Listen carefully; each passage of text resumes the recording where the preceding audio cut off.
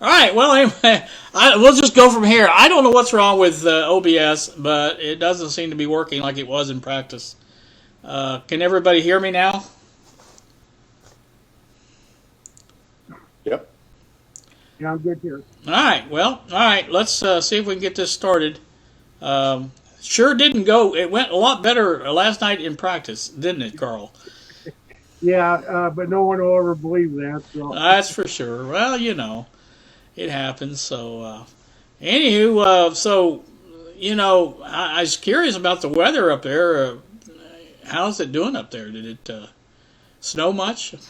yeah, here in Northwest Ohio, we actually didn't get hit as hard as they thought we were going to. We got like maybe a couple inches last night, and then today we got maybe a couple more. That's the most. I know east of us, like in Cleveland, they got hammered pretty good. But no, we're doing okay up here. It's around 30 degrees, so it's not real freezing cold. It's not bad. It's All right. cold also. All right. Well, that's good. How about you, Ron? Get any snow down there? Oh, this morning it was 37 when I got up. Oh, that's a little chilly. Yeah. Yeah, it's okay. And it's 50 now, and strangely, it was 52 in New York this morning. So I don't know how it's 37 in Jacksonville and 52 in New York. I don't know how that happens, but it did. So yeah, it was refreshing. It's all good. No problems. All No right. snow. That jacket, you know. Well, I know how it is. It's this time of the year is just rough. Let's get this going because we're wasting time. Main reason we're here today, I guess, is for Ron. Your course on YouTube. Your channel name is Ron C. If you would tell us a little bit about how you got started, your experience, who was your inspiration, anything like that that you want to share about YouTube. Yeah, so about 4 or 5 years ago, somewhere around there, happened to be bored one night and popping around YouTube, looking at different videos, and I came across this video of this guy sitting on the deck in his backyard, and he had this Atwater Kent Model 44 on the table, and he was showing it off, and it was a beautiful metal case with a gold logo on top, and he opened it up, and he showed about how the insides, the work that he did. And I thought about it and said, hey, that's a pretty cool project. And I said, let me go look up one of those radios on eBay and see what it's worth. And found somebody selling one of them for $10 and said, you know what? I'm going to dive in and try it. So I started to follow this person, and you probably all know him. It's John from Arkansas, and Joe or None, who has become one of my mentors. And I started to binge watch his videos and started to really learn about how to fix this stuff without getting killed. That's always important. It's always important, yeah. And I've been following him ever since. And he's off doing different things now. He's working on cars and jukeboxes and pinball machines. And so I've also started to watch most of you. I also learned from watching other YouTubers. So, I think that's the great thing is we all learn from each other. Yeah. And I've continued the hobby, and I too like to work on different types of things now, not just radios. So I work on guitar amps, and I work on radios, and I work on grandfather clocks, and all kinds of weird things that you can work on. So cool. That's what I kind of do in the hobby, just try to keep it interesting. So what are you working on right now? Right now, I'm working on an automobile radio from a 1966 Thunderbird, and that came from John from Arkansas's car. Yeah. He's doing a restore. If you know his channel, you should check him out, Joe or None. And the deal I have with him is he was going to send me the radio for me to restore. It's an AM/8 track, and the agreement we have is if I fix it, I'm going to sell it on eBay and donate all the money to St. Jude's Children's Hospital. And it's in pretty bad shape. So I have a restore series going on that right now. We're just at about episode 5, I think, and we've made some really good progress. But the real work starts now with the restore. A great cause there. Yeah, and those things can go for $200-$300, so that'd be a nice gift for St. Jude. So hoping we can get it working in healthy condition. Yeah, that'd be great, really great. I flashed up a picture of that so everybody can see what we was talking about, St. Jude's. Yep. So that's good. Didn't work out like I wanted it to, but what else is new? So that's pretty interesting stuff, Ron. Bob, you've been kind of watching the chat there. Has anybody asked any questions or anything like that? No, no questions yet, Doug. Okay, well, we'll switch gears here and move on over to Carl because I believe Carl's got some questions for Ron about his other interests. Yeah. Well, most of you know that Ron, besides working on radios as much as he does, he's also a professional musician, and I spent my life in music too, and it's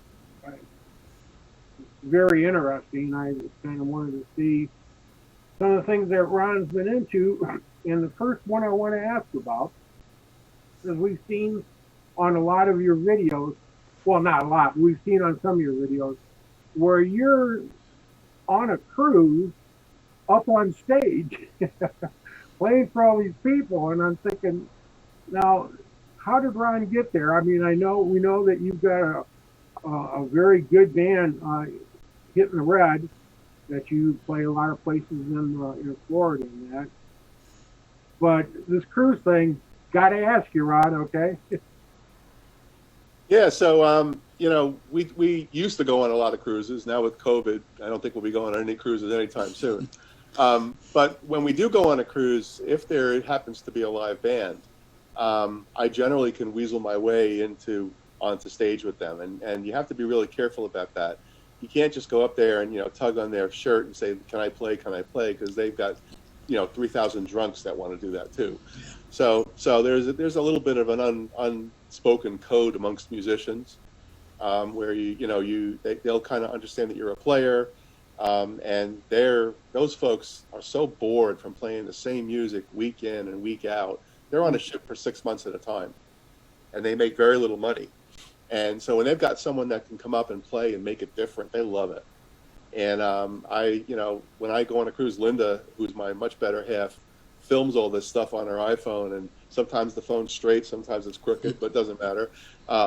She records these things, and I go up there and do my thing and keep the crowd going and have a little fun, and I enjoy it. For me, it's like karaoke, right? Sometimes I just sing, sometimes I play the bass and sing. But I get to do that at home too. So for me, it's just fun. I just enjoy it. Now, I got to ask you, because you just now mentioned, and most people know that you play the bass, have seen you play the bass. Because I know you, I know that you played an instrument before the bass. Can you kind of dial us in on that and how it all got started?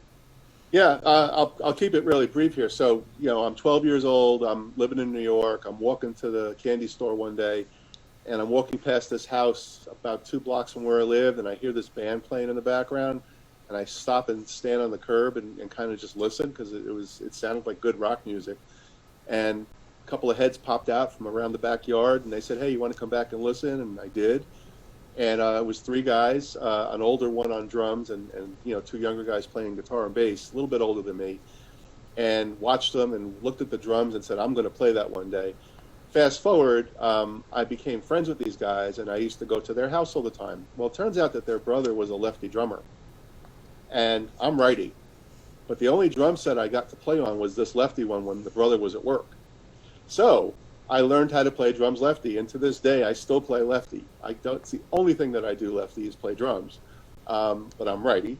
And I've been a drummer now for 40-something years. I lost track, 45 years maybe.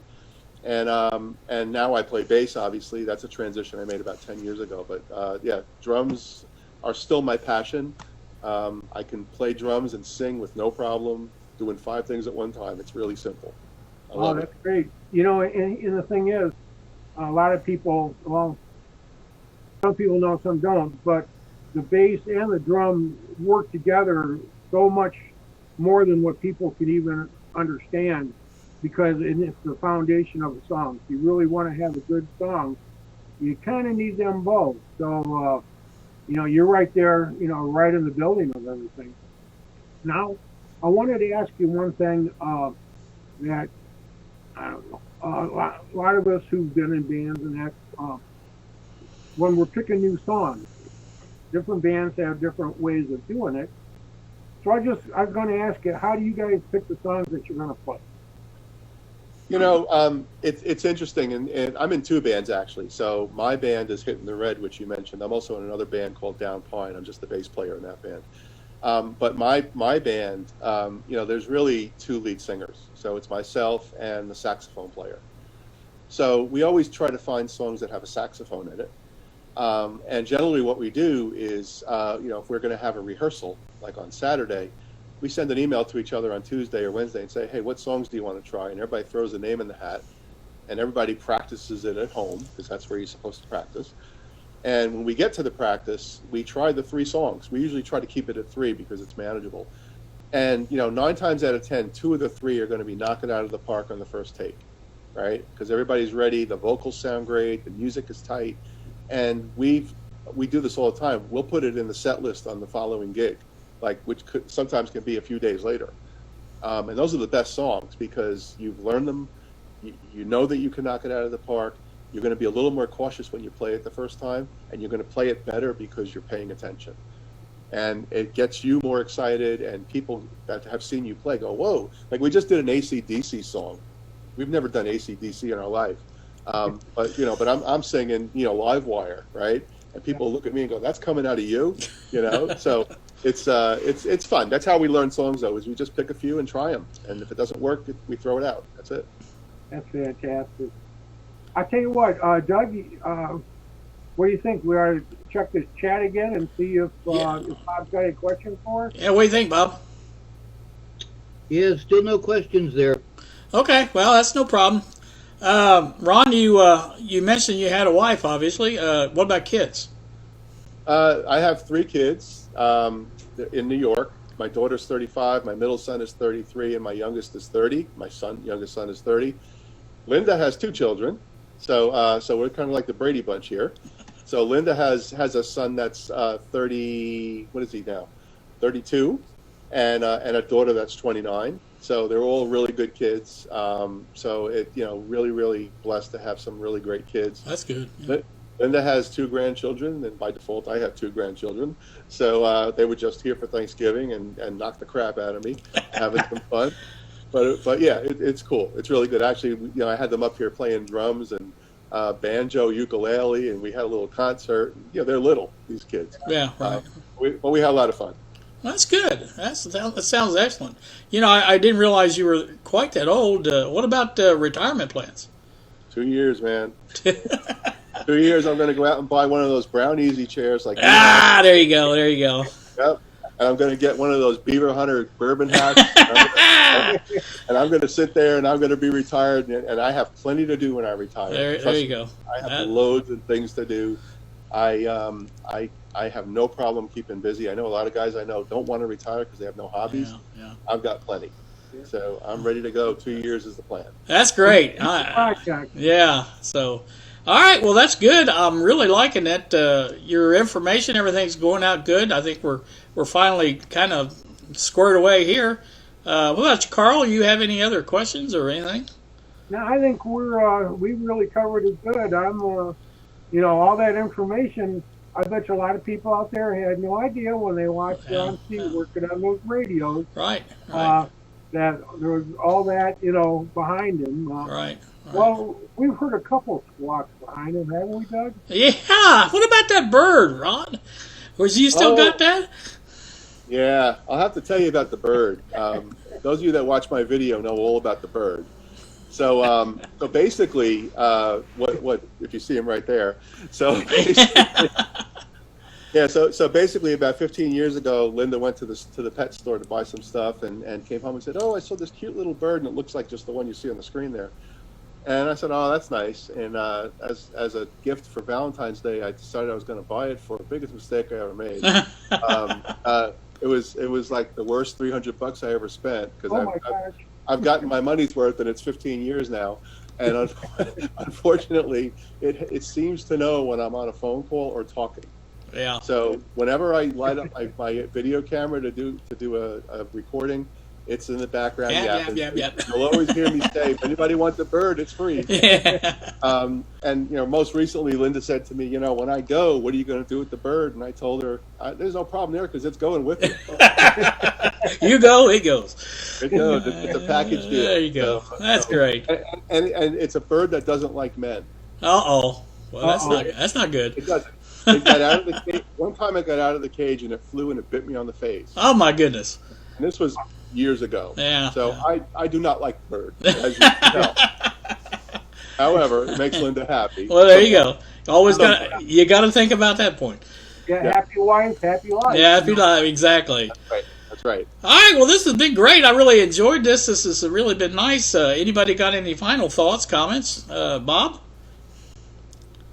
No, the only comment we have is that they like it. It's great to learn more about Ron C. Oh, that's why we're doing this, and we're going to try this again, I think, Carl, right? Oh, yeah. Hopefully, maybe by next week we can get another one out.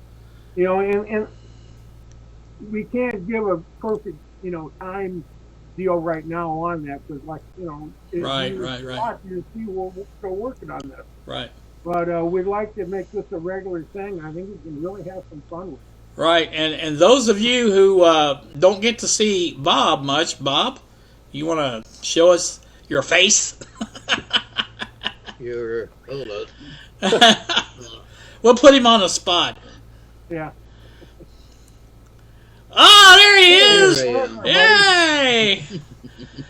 All right. Well, the reason I said I wanted to see Bob is because we're going to do Bob here one of these days, and he may not know it yet, but Bob's got a lot of interesting stories too, I'm sure. Yeah. And so for our first one, this was great. Any closing thoughts, Carl? I just want to say, hey, Ron, thanks a million. for Yeah, doing thanks. this. Yeah. It's kind of weird being put on the spot like that. but- Right. And as always, super chance, you stepped right up and you really helped us out. And I just want to say thank you. It's a pleasure. Right. It's a pleasure. And Bob, thanks to you for all you do. Your help has been Not a invaluable. Are we doing good time-wise? How are we doing? We're right at 27 minutes. That's perfect. Yeah, that's perfect. All right, well, this has been a nice meeting of the minds, or whatever you want to call it. First podcast. Yeah, and we're going to do this again, and next time the guy over there is going to be the one in charge. And hopefully he can get it right. We did this on a practice, and it went really good, and not really sure why I messed it up, but I got it messed up. So apologies for that, but it's our first time. So I want to thank everybody for joining us and who have joined us and everything like that, and I really appreciate it. I'm getting hoarse. So, Carl, I'm gonna let you. I gotta go as well. I'm gonna let you close it out if you would, please. Hmm? Oh, I'm gonna let you close it out if you can. I've got. Oh, okay. Well, hey, everybody. We want to thank y'all so much. Those that had a chance to come on live, and later on, when it's a video, I hope you really enjoyed. I'm sure you will. We've had a great time doing this, Yeah. and we're really looking forward to come back and doing another one here real soon. All right. Well, we'll see everybody. Everybody have a good day. Take care, all. We'll Bye now. see ya.